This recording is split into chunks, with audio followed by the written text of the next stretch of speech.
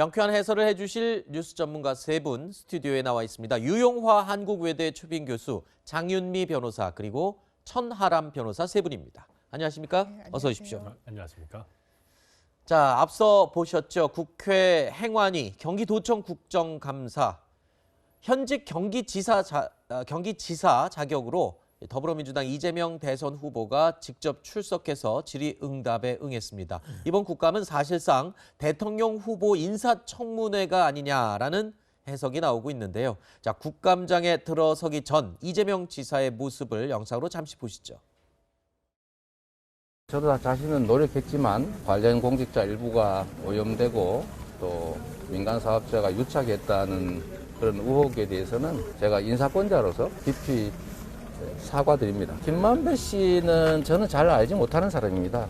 언론에서 보도한 대로 제가 인터뷰를 하러 왔던 분이어서 제가 전화번호부에 기록은 해놓고 있는, 그리고 그 후에 한 번도 만난 일이 없습니다. 개인적으로 보면 정말 배신감을 느끼시오. 만약에 사실이라면 그 점에 대해서는 다시 한번 인사권자로서 직원 관리를 100% 완벽하지 못하게 한 점에 대해서 사과드립니다.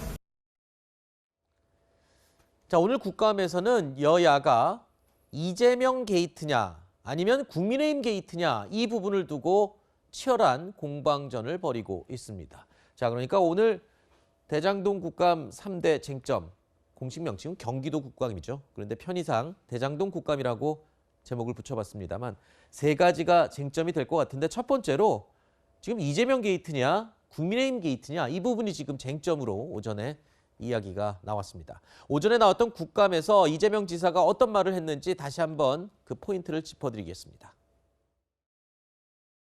명백한 부실 대출이었는데 이거를 이제 지금 윤석열 후보가 주임 검사로서 수사를 하면서 이 부분은 빼서 제가 이제 한번 물어본 일이 있습니다. 부정비리의 주범이 마치 저인 것처럼 자꾸 얘기하는 분들이 계신데, 제가 이렇게 말씀을 드리고 싶어요. 자기가 자기에게 돈을 뺏는 경우가 있습니까?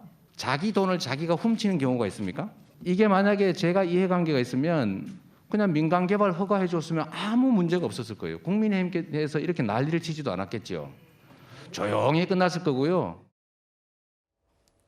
자, 이재명 지사는요, 부산저축은행 부실 수사에 대한 윤석열 전 총장의 책임, 그리고 대장동 의혹은 국민의힘의 책임이다라는 점을 강조하고 있습니다. 특히 이 공공이익을 환수하려고 했던 노력을 국민의힘이 방해했던 사건이다, 이렇게 또 규정을 했군요. 그렇습니다. 지금 의혹의 핵심인 배임과 관련해서 그렇다면 이 이익이 민간에 가는 것을 제어하는 것과 관련해서 예전에 본인이 위례 신도시와 관련해서 사업을 시행해봤더니 배분해서 그 비율대로 이득을 나누기로 계약을 했더니 아예 이득을 나눌 수 있는 그 파이 자체를 굉장히 줄이더라. 이를테면 어떤 여러 명목으로 이 비용이 발생했다는 취지로. 그래서 애초에 이 파이를 줄이든 아니든 최소한도로 그 성남시가 가져갈 수 있는 액수를 특정하는 방향으로 설계를 했다. 이 부분과 관련해서 무엇이 문제냐라고 받아치기도 했고요. 아마 핵심은 그런 것 같습니다. 이것은 여야 어떤 특정 진영의 문제가 아니라 부동산과 관련한 토착 어떤 세력들의 굉장히 부풀려진 이득을 가져가는 이 구조의 문제, 그리고 그 당시에 민간 합동 방식으로 개발을 시행하게 된 데 있어서는 처음에 관이 주도하려고 했을 때 지방채 발행 등에 협조하지 않았던 국민의힘 성남시 의회의 문제 등에 대해서 아마 비판을 하고 싶어 했던 것 같습니다. 네, 일단 오늘 청문회 오전 질의응답 분위기, 교수님은 어떻게 보셨습니까? 일단 길지 않게 총평을 한번, 느낌이 어떠셨어요? 같이 저랑 지금 지켜봤지만. 예. 글쎄요, 국민의힘에서 네. 들고 나온 새로운 카드도 없었던 것 같고요. 이재명 지사가 예를 들면 연루돼 있는, 특히 돈이라든가 네. 자금 관계 연루돼 있는 부분들이 나와야 네. 그것이 이재명 게이트잖아요. 근데 그런 부분이 없었다는 측면에서 봤을 때, 특히 지금 김용판 의원인가요? 갑자기 난데없는 무슨 국제 마피아를 들고 나오니까 네. 근거 있게 예를 들면 국감장에서 얘기를 해야 되는데, 책임 있게 네. 그런 부분들이 상당히 국민의힘에서는 준비가 좀 덜 됐던 것 같고, 네. 반면에 이재명 지사 입장에서는 그동안에 좀 왜곡되고 굴절된 부분들을 실시간으로 국민들에게 전달할 수 있는 그런 계기가 됐다, 역으로. 물론 오후 더 봐야겠습니다만 네. 지금까지는 그런 것 같습니다.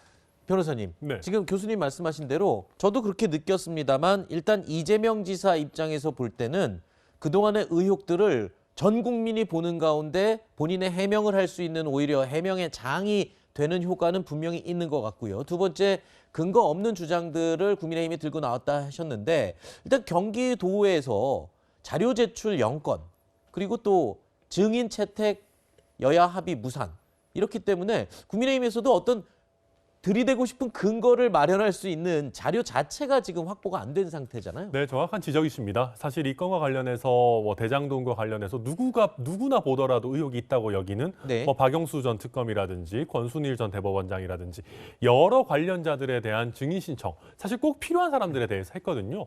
근데 거기에 대해서 민주당에서 정말 방탄국회를 방불케 할 정도로 전부 다 채택을 하나도 하지 않았고요.